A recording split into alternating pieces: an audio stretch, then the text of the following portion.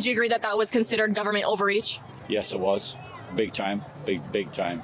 My message is they need to be dealt with and not from the Liberals. I think that higher ups, if it be the state, somebody's got to break that group up. That is, they were just horrid to look at. I think they should be gone. And they seem to just want to kill everything and get rid of our farms. That's what it looks like to me. And how they handled the animals was terrible. Towards the end, there was a lot less birds. And what they did was absolutely disgusting. And it's going to take a long time for anyone who was there to get over it.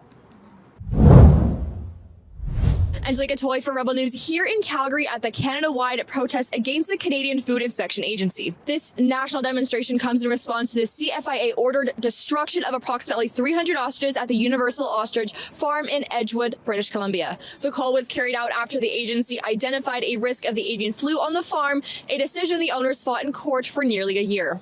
Both the federal court and the Federal Court of Appeal upheld the CFIA's order, and on November 6th, the Supreme Court of Canada declined to hear a final appeal, clearing the way for the call to proceed. The farm owners, however, pressed that the remaining birds appeared healthy by the time the call was carried out. Today, Canadians are gathering across the country to voice concerns about the government's overreach and how agencies like the CFIA make high-impact decisions that affect farmers, land rights, and animal welfare. Why are you out here today?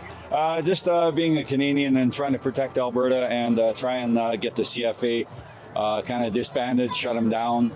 And as opposed to what they did to the ostriches, and what's next? Out here to support the farmers and to protest the overreach by the government in all aspects. You know, the food and the CFIA, the RCMP, the politicians.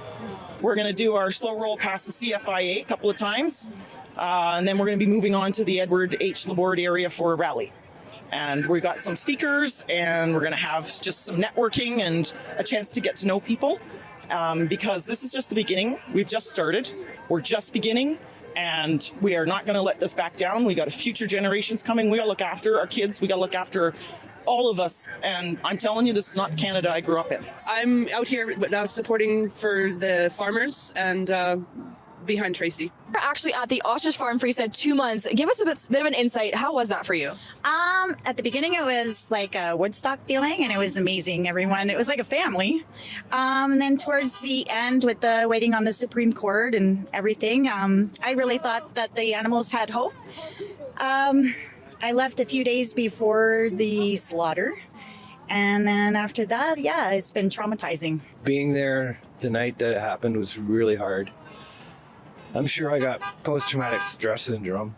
3/4 of the camp was out on the highway in the rain, honking their horns, trying to stop it from happening. And then they shut the farm down. All those people were left out on the road in the rain.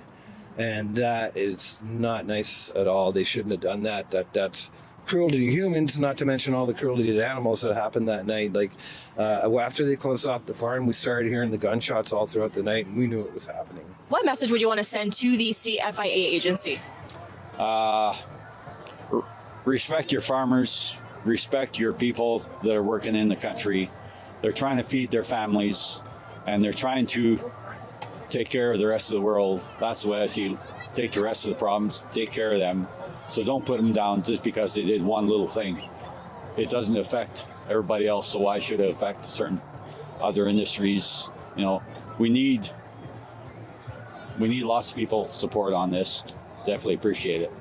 Would you agree that that was considered government overreach? Yes, it was. Big time. Big time. Oh boy, that's tough. We all need to do better. We need to be more critical thinkers and stop blindly following authority. It's just, we all have to, we got children. I have children, I have grandchildren. And I want the world to be a better place for them to grow up in than what it seems to be heading right now. Would you agree that that was considered government overreach? Yes, absolutely. As I said, I haven't heard all the information from both sides, but what I have heard, it doesn't make sense. And there was enough international voices coming from the United States, even other well-known people that are much more educated on some of the research they were doing for what's the word, antibody research, and it seems to have a valid international following and support. So yeah, I don't think it was justified to do what they did in the cover of darkness. It was, and the RCMP. I'm ex-military, so I want to hold ex-military and current military and RCMP and police accountable. I mean, I swore an oath to protect the people and the nation, not just follow government, big government or big tech. That's right. We actually saw footage of the RCMP officers provoking protesters there. Take a look. This is recorded live. I hope so. Yes. Okay, we're going to read you something. Okay. This is going to be a warning for a section of the criminal code. Okay. Okay, so section 423.1 sub 1.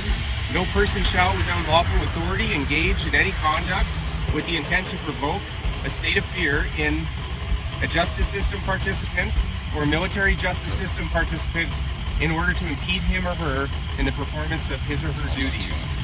Okay, so can you explain what do you mean by a justice system participant?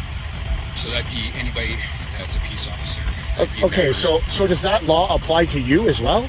Because people have been doing that to everyone here, including myself. I'm not going to speak to that. Well, who can speak to that? So who sent you here? This is a formal warning? Yes, that's a formal warning. So You're not going to get away with your lack of controls and just being able to do what you want. You don't get to walk into a farmer's home livelihood and obliterate it.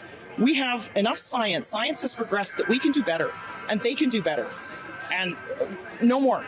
Just want them to know we're finished, and we are going to hold them accountable, and we are going to stop this absolute overkill, if you'll pardon the pun, of our livelihoods. My message is they need to be dealt with, and not from the Liberals. I think that higher ups, if it be the state, somebody's got to break that group up. That is, they were just horrid to look at. Why do they have to do everything so hidden? I mean, if they're doing things for the best of our interest, for Canadians, for the people, it should be all open. That's not freedom. Far from it. For people to wake up and see what's going on in Canada.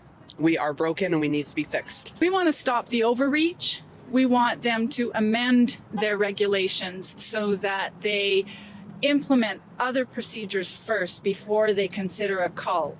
We want them to do testing. We want them to be transparent in what they're doing. And basically what we want is for them to be less authoritarian and more democratic. They say to trust the science, they kill the science. It's so obvious to people around the world what they did and how they are not answering to the health and welfare of Canadian people and their livestock and animals. It basically goes to the World Health Organization, World Economic Forum, the powers that be, the globalists that want to kill our livestock, our animals, and our way of life. I think they should be gone. And they seem to just want to kill everything and get rid of our farms. That's what it looks like to me. And how they handle the animals was terrible. Towards the end, there was a lot less birds. And what they did was absolutely disgusting. And it's going to take a long time for anyone who was there to get over it. We're closing it down. We've exposed them 100%. The world is watching. And what if love wins? Sorry, and I can see you've got, is this an ostrich feather? Yes. Yeah, this is an ostrich feather that I found that blew out of the field into the camp area. And yeah. So this actually belongs to one of the ostriches that were unfortunately lost. I gave a few away to friends as well. And yeah, I'm one of the biggest supporters there, but nobody really knows me. I'm underground. Are farmers under threat in Canada? Absolutely. With respect to this rally in particular, I made an attempt to reach out to several farmers and ranchers, and every one of them felt threatened, that they did not feel comfortable in participating in the rally because they considered that they were going to end up having a target on their back. They always are, always have been, probably always will be. But no farmers, no food, and then we're just done for, so. What do you guys take of the RCMP handling of the situation at the ostrich farm? When I was there watching them, they were angry at just the regular folk. The human in them is gone. They're not anything that we grew up with. I couldn't imagine respecting them the way they behaved to innocent people, much less the ostriches. That was horrible. Yeah, it's very sad that they don't. They're bought and paid for. They're not for the people. Very sad. Very sad. They were hired hands, and they were there shoveling hay onto the farmer's field and everything after they all left, and so that hay must not be contaminated then, eh? I mean, like, this all happened for no reason. That's right. That sounds like very poor handling of what would be considered a biohazard. Yes. And not only that, but they didn't have hazmat suits. A lot of them, like all the shooters that came in, none of them had hazmat. Right? And then the following days, everyone cleaning up, none of them had hazmat. So, like, no PPE, right? And you mentioned this is just the beginning. Are we going to expect any more protests in the nearby future? Absolutely. I am hoping to keep organizing more, have more regular protests, and we're having, hopefully going to be doing letter writing campaigns, and I have a secret project that I'm going to be working on in the future, but it's going to take a little time to organize. Basically, I am going to be a bit of a pain to the government. They will take notice, and I'm going to make sure of it. I've had enough. Yeah. That's amazing. What does your shirt here say? Oh, the world is watching. Correct. What we're seeing here today is a growing demand for clearer communication and greater accountability with federal agencies. The farm owners and many supporters believe more transparency and alternative options should have been considered. Rebel News was on the ground at the Edgewood Ostrich Farm in BC to bring well-rounded coverage. If you want to see all the previous footage and to also help us avenge the ostriches, please head to avengetheostriches.com.